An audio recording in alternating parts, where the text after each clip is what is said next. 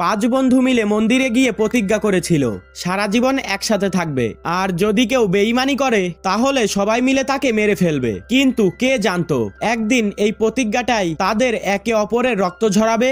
আজকের গল্পটা একটা সাদামাটা স্কুল ছাত্রের, যে মার খেতে খেতে হয়ে যায় শহরের সব থেকে বড় গুন্ডা। কিন্তু কিভাবে একজন সাধারণ শান্ত ছেলে হয়ে উঠল শহরের ত্রাস, আর তারই বন্ধুরা হয়ে যায় তার সব থেকে বড় শত্রু, সেটাই দেখতে চলেছি আজকের এই ভিডিওতে। তো চলো আর বেশি কথা না বাড়িয়ে গল্প শুরু করা যাক। গল্প শুরু হয় মঙ্গা শহরে বেনজি নামের এই ছেলেটাকে দেখিয়ে। বেনজি খুবই শান্ত স্বভাবের একটা ছেলে। সে এতটাই শান্ত স্বভাবের যে স্কুলের সবাই তাকে জ্বালাতন না করে থাকতেই পারে না। ছোটবেলা থেকেই যে স্কুলে সে পড়েছে সব জায়গাতে সবাই তাকে বুলি করত।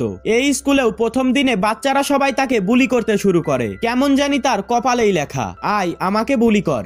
আর আজকেও তার বিপরীত হয় না। প্রথম দিনেই ক্লাস শেষ হওয়ার পর টিফিন টাইমে ক্লাসের একটা বদমাশ গুন্ডা টাইপের একটা ছেলে বেনজির বাটি থেকে তার লেগ পিসটা উঠিয়ে নেয় আর নেচে নেচে সেটাকে খেতে থাকে। ছেলেটির নাম কং। বেনজি রাগ হয়ে বলে, দেখো গও, এটা আমার দুপুরের খাবার, দুষ্টুমি করো না, দ্রুত আমাকে আমার খাবারটা ফেরত দাও। কিন্তু গও তাকে পাত্তাই দিচ্ছিল না। তাই বেনজি সিদ্ধান্ত নেয় আজ থেকে সে আর কোনো বদমাশি সহ্য করবে না। সে সাহস করে গওয়ের কাছ থেকে তার খাবারটা ছিনিয়ে নেয়। আর তখন উল্টো ক্লাসের সবাই গওয়ের উপরেই হাসাহাসি করতে শুরু করে। আর এইটা গওয়ের ইগোতে লেগে যায়। আর এই জন্য সে দলবল নিয়ে স্কুলের গেটের সামনে দাঁড়িয়ে থাকে বেনজিকে মারার জন্য। তারা ভেবেছিল স্কুল ছুটি হওয়ার পরে বেনজিকে আচ্ছা মতন কেলানি দেবে। বেনজি দূর থেকে তাদেরকে দেখে দৌড়ে পালাতে থাকে। কিন্তু গও ছিল নাছোড়বান্দা। সে আজকে মনে মনে ভেবেই রেখেছিল বেনজিকে সে আজকে কোনো মতেই ছাড়বে না। সে তার দলবল নিয়ে বেনজির পেছনে পেছনে দৌড়াতে থাকে। আজকে বেনজির কোনো মতেই ছাড় নেই, কারণ সে গওকে স্কুলের সমস্ত মেয়েদের সামনে অপমান করেছে। তাকে ধাওয়া করতে করতে কিছুক্ষণের মধ্যে তারা সবাই তাকে ধরে ফেলে। এরপর তারা সবাই মিলে তাকে হালকা পাতলা নাস্তা পানি দিতে থাকে। মারামারির এক পর্যায়ে বেনজির পায়ে কুকুরের পটি লেগে যায়। এরপরে আমাদের পাগলা মানে বেনজি সেই জুতা নিয়ে সবাইকে ভয় দেখাতে থাকে। সে সেখান থেকে পালানোর আগে ওই জুতাটা গয়ের মুখে ডলে দেয়, সেখান থেকে পালিয়ে যায়। তাদের লড়াই যেখানে চলছিল সেখানে আরো একটা গ্যাং উপস্থিত ছিল, আর তারা ছিল আসলে গয়ের শত্রু গ্যাং বা বিপক্ষ টিম। দূর থেকে তারা এই সব কিছু দেখে ভালোই মজা নিচ্ছিল। বেনজির উপস্থিত বুদ্ধি দেখে সেই দলের লিডার জাইলং বেনজিকে তাদের টিমে নিতে চায়, মানে বেনজিকে তাদের টিমে শামিল করতে চায়। পরের দিন জাইলং বেনজিকে তাদের টিমে আসার জন্য আমন্ত্রণ জানায়। বেনজি বুঝতে পারে এখানে তাকে টিকে থাকতে হলে কোনো না কোনো টিমে তো শামিল হতেই হবে। এই জন্য সে অনেক ভেবেচিন্তে জাইলং এর সঙ্গে হাত মেলায়। জাইলং গওজিকে ধরে এনে বলে, ওকে মেরে তুমি তোমার প্রতিশোধ নিয়ে নাও। কিন্তু বেনজি এতটাই ভীতু ছিল যে কাউকে মারার মতন সাহস তার ভেতরে এখনো জন্ম নেয়নি। ঠিক তখনই সাই নামের একটি ছেলে তাকে সাহস দিয়ে বলে, আরে বেটা তুই মার, বাকিটা আমরা দেখে নেব। এই কথা শুনে আমাদের হিরো মোটিভেট হয়ে যায় আর গওজিকে ইচ্ছা মতন পিটাতে থাকে। এভাবেই সে জাইলং এর দলের একটা পাক্কা সদস্য হয়ে ওঠে এবং এটাও বলতে পারো যে এখান থেকেই তার গ্যাংস্টার হওয়ার যাত্রা শুরু। এরপর সে প্রায় স্কুল ছেড়ে অন্যান্য গ্যাংয়ের সঙ্গে মারামারি করতে যায়। আর জাইলং এর গ্যাংয়ের লোকেরা এখন তার আসল বন্ধু। জাইলং মুঙ্গা শহরের নামকরা গুন্ডা গীতার ছেলে। এছাড়াও তাদের গ্যাংয়ে হিসাও, তাও এবং বাইহুও ছিল। কি নাম রে বাবা, নামগুলো কি কেউ কমেন্টে লিখে যাওয়া, আমি একটু মুখস্থ করতাম। তো যাই হোক, কিছু সপ্তাহের মধ্যেই বেনজিও তাদের মতো পুরো প্রফেশনাল গুন্ডা হয়ে যায়। আর এদিকে সে এরকম গুন্ডামি করে বেড়ানোর জন্য স্কুল থেকে তার মাকে একটা নোটিশ পাঠানো হয়। এতে তার মা অনেক চিন্তায় পড়ে যায়, কিন্তু এতে বেনজির কিছুই আসে যায় না। সে তার মতন চিল করতে থাকে। একদিন সে তার বন্ধুদের সঙ্গে নিজের বার্থডে পালন করতে বেরিয়ে পড়ে। তারা সারা রাত জমিয়ে পার্টি করে। এরপর মন্দিরে গিয়ে সারা জীবন একে অপরের পাশে থাকার প্রতিজ্ঞা করে। তারা প্রতিশ্রুতি দেয় সারা জীবন একে অপরের পাশে থাকবে, আর যদি কেউ তাদের গ্রুপের সঙ্গে ধোঁকা দেয় তাহলে তারা সবাই মিলে তাকে উপরে পাঠিয়ে দেবে। এরপর জাইলং সবাইকে তার বাড়িতে খাবার খাওয়ার জন্য ইনভাইট করে। বেনজি যখন প্রথমবার জাইলং এর বাবা গীতার সঙ্গে দেখা করে তখন সে বেশ অবাক হয়ে যায়, কারণ গীতাকে দেখতে মোটেও গ্যাংস্টারের মতন লাগতো না, বরং দেখতে একদম গোলুমলু পান্ডার মতন ছিল। কিন্তু তাকে হালকাই নিলে হবে না, কারণ কিছুক্ষণের মধ্যেই গীতার আসল চেহারা বেনজিরের সামনে চলে আসে। বেনজি যখন দেখে গীতা তার শত্রুর কাটা আঙুল খাচ্ছে তখন এটা দেখে বেনজি অনেক ভয় পেয়ে যায়। এবার বুঝতে পারছো তো কেন সে শহরে সব থেকে বড় মাফিয়া। এরপর আমরা দেখি জাইলং তার বান্ধবী সিবির সঙ্গে দেখা করতে যায়। তখন তার বন্ধুরাও তার সঙ্গে সেখানেই যায়, কিন্তু জাইলং তার বান্ধবীর সঙ্গে কথা কওয়া বাদ দিয়ে তার বন্ধুদের সঙ্গেই আড্ডা দিতে থাকে। তাই সিবি রাগ করে সেখান থেকে চলে যায়। এই সময় গও পাশেই ছিল। গও আগে থেকেই জাইলং এর উপরে ক্ষেপে ছিল, আর যখন সে সিবিকে রেগে মেগে চলে যেতে দেখে তখন সে প্রতিশোধ নেওয়ার সুযোগ পেয়ে যায়। সে সিমির পিছু করতে থাকে আর তাকে বলে, আমি জাইলং এর বন্ধু, তুমি আমার সঙ্গে চলো, জাইলং তোমাকে একটা সারপ্রাইজ দিতে চাই, এই জন্য তোমাকে নেওয়ার জন্য আমাকে পাঠিয়েছে। তারপর সে সিমিকে একটা নির্জন জায়গায় নিয়ে গিয়ে তার সঙ্গে অনেক খারাপ ব্যবহার করে। পরদিন যখন জাইলং এই খবর পায় তখন তার রাগের মাত্রা একেবারে হাই লেভেলে হয়ে যায়। সন্ধ্যা হলেই সে তার দলবল নিয়ে গওকে ঘিরে ফেলে আর তাকে আটক করে নিজের আস্তানায় নিয়ে আসে। জাইলং সিদ্ধান্ত নেয় কোনোভাবে একটা রেপিস্টকে মাফ করা যাবে না। সে তার রাগকে কন্ট্রোল করতে না পেরে গওয়ের চোখ এবং নাকমুখ সুপার ব্লু দিয়ে আটকে দেয়। মানে বুঝতেই পারছো কি লেভেলের সাইকো। আর এই শাস্তিটা এতটাই ভয়ানক ছিল যে এই দৃশ্য দেখে বেনজিও অনেকটাই ভয় পেয়ে যায়। নাকমুখ বন্ধ থাকার কারণে শ্বাস নিতে না পেরে সে ছটফট করতে করতে কিছুক্ষণ পর সেখানেই মারা যায়। কিন্তু এই খবর যখন গীতা জানতে পারে তখন সে প্রচন্ড রেগে যায়, কারণ এতটুকু ব্যাপার নিয়ে কারোর জীবন নিয়ে নেওয়া তার কাছে একটুও পছন্দ হয়নি। তাই সে গওকে হত্যা করার জন্য সবাইকে শাস্তি দেয়। গীতা সেই 5 বন্ধুকে পাহাড়ে পাঠায় মার্শাল আর্ট শেখার জন্য, কারণ তারা এখন শহরে থাকলে গওয়ের লোকেরা তার উপরে আক্রমণ করতে পারে। আসলে এই ট্রেনিং এর ব্যবস্থাটা করা হয়েছিল কারণ যেন তারা মানুষ হিসেবে আরো শান্ত, শিষ্ট এবং নম্র স্বভাবের হতে পারে, কারণ তাদেরকে টিকে থাকতে হলে আরো ধীরে সুস্থে আগাতে হবে। তাড়াহুড়ো করে যে কোনো সিদ্ধান্ত নিলে হবে না। এর পাশাপাশি তাদের নিজেদেরকে আত্মরক্ষা করতেও শিখতে হবে।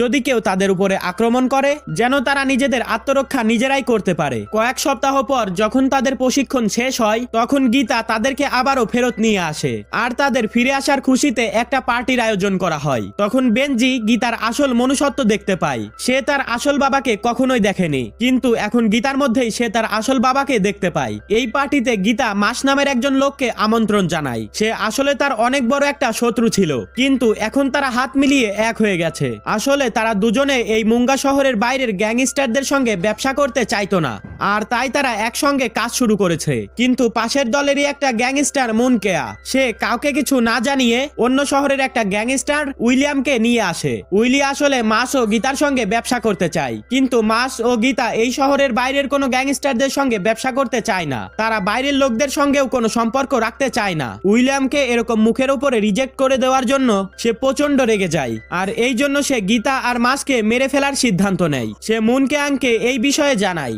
আর তখন সেও টাকার লোভে উইলিয়ামের সঙ্গে হাত মেলায়। আমি 2-1 জায়গায় হয়তো নাম বলতে ভুল করে ফেলেছি, এই জন্য ক্ষমা করবেন। গল্পে ফিরে আসা যাক। কারণ সে অনেক আগে থেকেই মাস ও গীতাকে মেরে তাদের ব্যবসা হাতিয়ে নিতে চাইতো। এখন এই পরিকল্পনা কার্যকর করার জন্য বুল নামের ওই লোক হিসং এর সঙ্গে চুক্তি করে, কিন্তু হিসং এটা কোনোভাবেই করতে চাচ্ছিল না, কারণ গীতা তো আসলে তার বন্ধু জাইলং এরই বাবা ছিল। কিন্তু অন্যদিকে মুন হিসং এর বহু বছর আগে প্রাণ বাঁচিয়েছিল, এই জন্য সে তার কথা ফেলতেও পারছিল না। তাছাড়াও হিসং বলে গীতা আর মাস বন্দুক ব্যবহার করে না। এই আধুনিক যুগে এসেও এখনো তারা ছুরি দিয়েই মাস্তানি করে, আর তাদের এই পুরনো স্টাইলের কারণে মুঙ্গা শহরের গ্যাংস্টাররা সামনে এগোতে পারছে না, সবাই ব্যাটালিয়ানেই থেকে যাচ্ছে। আর এই যুগেও ছুরি কাচি নিয়ে লড়াই করার জন্য অন্যান্য গ্যাংরাও আমাদেরকে সম্মান করে না। এর মানে বোঝাই যাচ্ছিল হিসং আসলে মনে মনে গীতাকে পছন্দ করতো না। আর এই সুযোগটা কাজে লাগিয়ে মুন অবশেষে হিসংকে তার প্ল্যানের অংশ বানিয়ে নেয়। তারপর একদিন সুযোগ বুঝে হিসং মার্কসকে মেরে ফেলে। এই খবর পাওয়ার পরে গীতা অনেক রেগে যায়, আর মুনও এই সুযোগের সদ্ব্যবহার করে। সে গীতাকে বলে, মাসকে বাইরের একটা গ্যাং মেরে ফেলেছে, তুমি চাইলে আমি মাসের হত্যাকারীদের ধরার জন্য সাহায্য করতে পারি। আসলে তো মার্কসকে সেই খুন করিয়েছে, আর গীতাকেও ফাঁদে ফেলে তাকেও মারার জন্য সে এই কথাগুলি বলছে।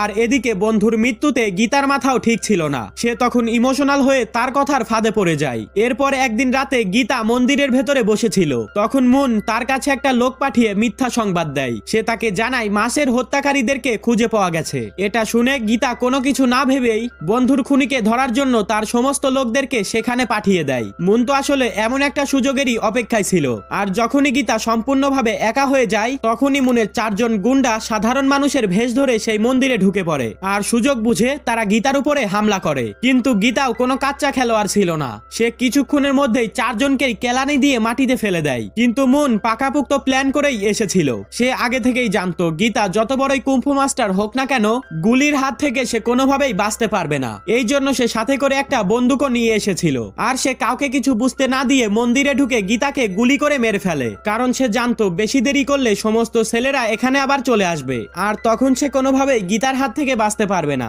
আর ঠিক সেই সময় বেনজিও মন্দিরের আশেপাশেই ছিল। সে গুলির আওয়াজ শুনে দ্রুত মন্দিরের দিকে ছুটে যায়, কিন্তু তার পৌঁছাতে অনেক দেরি হয়ে গেছে। সে পৌঁছানোর আগেই গীতা মারা যায়। পরের দিন বেনজি নিজেই গীতার চিতায় আগুন দেয়, কারণ জাইলং চাইলেও সামনে সামনে আসতে পারছিল না, কারণ সবার সন্দেহ হচ্ছিল তার বাবার খুনিরা হয়তো তাকেও মেরে ফেলবে। এই জন্য সে তার বাবাকে শেষ দেখাও দেখতে পায় না। এদিকে হিসংও জানতো যতক্ষণ তার বন্ধুরা এই শহরে আছে ততক্ষণ বুনের লোকেরা তাদেরকে মারার জন্য খুঁজে বেড়াবে। হিসং গীতাকে মেরে ফেললেও সে তার বন্ধুদেরকে ঠিকই ভালোবাসতো, তাই সে তার সমস্ত বন্ধুদেরকে এক জায়গায় ডেকে আনে আর তাদেরকে কিছুদিনের জন্য ফিলিপাইনে চলে যেতে বলে। তার সমস্ত কথা শুনে সবাই ফিলিপাইনে চলে যাওয়ার সিদ্ধান্ত নেয়, কিন্তু সবাই গেলেও বেনজি সেখানেই থেকে যায়, কারণ সে এই শহরে থেকে গীতার আসল খুনিকে খুঁজে বের করবে আর তার মৃত্যুর প্রতিশোধ নেবে। আর এছাড়াও সে আগে থেকেই হিসংকে সন্দেহ করছিল। সে প্রথম থেকেই মনে মনে ভাবছিল গীতা আর মাসের মৃত্যুর পেছনে অবশ্যই হিসং এর কোনো হাত আছে। আর সন্দেহ হওয়ার আরো একটা বড় কারণ হচ্ছে হিসং তার বন্ধুদেরকে চলে যেতে বললেও নিজে এই শহরে থেকে যাচ্ছে। সে সবাইকে পাঠিয়ে দিয়ে এখানে কেন থাকতে চাচ্ছে? কোনো ক্ষতি হলে তো তারও হওয়ার কথা। এই সমস্ত কথা বেনজির কাছে কেমন যেন লাগছিল। এদিকে রাত হতেই বাইহো সবার নজর এড়িয়ে বাইরে চলে আসে। শুরু থেকেই তার সন্দেহ ছিল বুন এগি তাকে মেরেছে, এই জন্য সে দূর থেকে তার উপরে নজর রাখছিল, কিন্তু কাউকে কিছুই বুঝতে দেয়নি। এরপর সে সুযোগ বুঝে একা একাই বুনিগের গোডাউনে চলে যায় আর তাদের সমস্ত কথাবার্তা শুনে ফেলে। এরপর সে বুনের সামনে গিয়ে বলে, আমি সবাইকে বলে দেব তুমিই গীতার আসল খুনি। আর এটা শুনে বুনিগের সমস্ত গুন্ডারা তাকে আটকে ফেলে আচ্ছা মতন পিটায়। তার অবস্থা এতটাই খারাপ হয়ে যায় যে তাকে আইসিইউতে ভর্তি করাতে হয়। এইসব দেখে হিসং বেনজিকে বলে, তোমার এখনই ফিলিপাইনে চলে যাওয়ার দরকার। হিসং এর এরকম ব্যবহার দেখে বেনজির একটু সন্দেহ বেড়ে যায়। এরপর সে আসল ঘটনা বের করার জন্য হিসং এর কথা মেনে ফিলিপাইনে যাওয়ার সিদ্ধান্ত নেয়। আসলে এটা একটা নাটক মাত্র।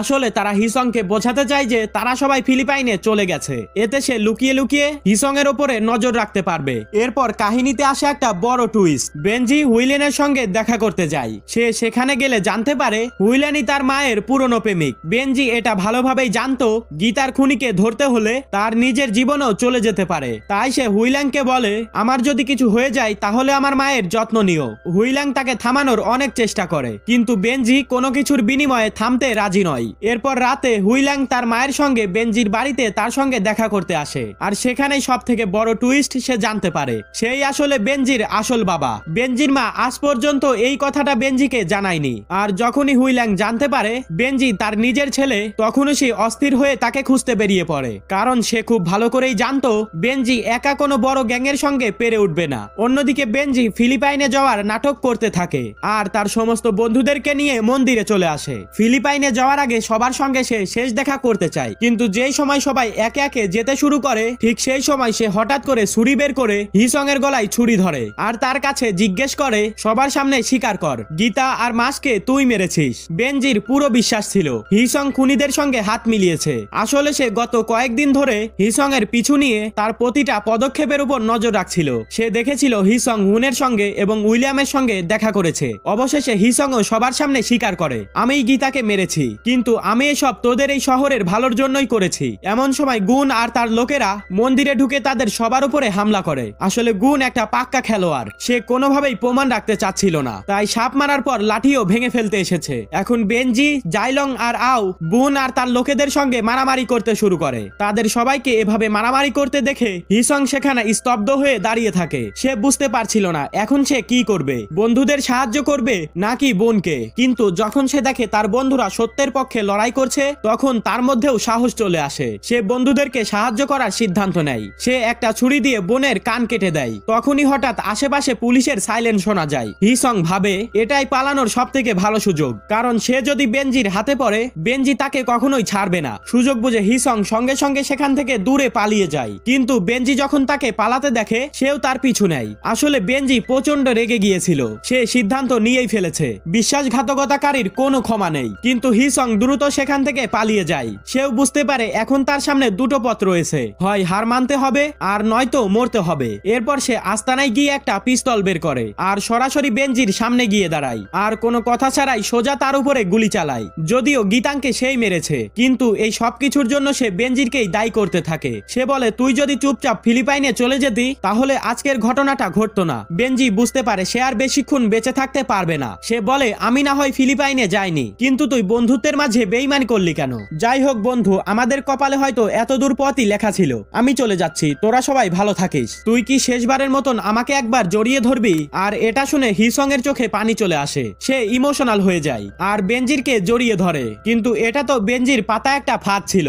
যখনই হিসং তাকে জড়িয়ে ধরে তখনই সে হিসং এর পেটে একটা ছুরি ঢুকিয়ে দেয়, কারণ সে তো প্রথমেই বলেছে বিশ্বাসঘাতকতাকারীর কোনো ছাড় হবে না। ছুরি মারতেই হিসং আবারও বেঞ্জিরের উপরে গুলি চালায় আর বলে, আরে গাধা, গীতা এতটাও ভালো মানুষ ছিল না যার জন্য তুই তোর বন্ধুকে মারতে চাস। আসলে হিসং এর বাবা আর গীতা অনেক ভালো বন্ধু ছিল, কিন্তু গীতা একটা সামান্য কারণে তার বাবার হাত কেটে ফেলেছিল, আর এই জন্য হিসং গীতাকে কখনো ক্ষমা করতে পারেনি। নিজের বাবার হাত কাটার প্রতিশোধ নিতে গীতার দলে সে যোগ দিয়েছিল। আর যদি অন্য দিক থেকে চিন্তা করা যায়, হিসং কোনো ভুল করেনি, কারণ সে তার বাবার প্রতিশোধ নিয়েছে। আর তখনই পিছন থেকে জাইলং এসে হিসং এর পিঠে একের পর এক ছুরি মারতে থাকে। হিসং সেখানেই পড়ে যায়, আর জাইলং তখন বলে, তাহলে আমিও তো তোকে মেরে কোনো অপরাধ করছি না, আমিও তো আমার বাবার মৃত্যুর প্রতিশোধ নিচ্ছি। শুধু তাই না, আমি একটা বিশ্বাসঘাতকেরও বিচার করছি। তুই নিশ্চয়ই ভুলে যাসনি আমরা সবাই প্রতিজ্ঞা করেছিলাম যদি আমাদের মধ্যে কেউ বিশ্বাসঘাতকতা করে তাহলে তার একটাই শাস্তি, সেটা হলো মৃত্যু।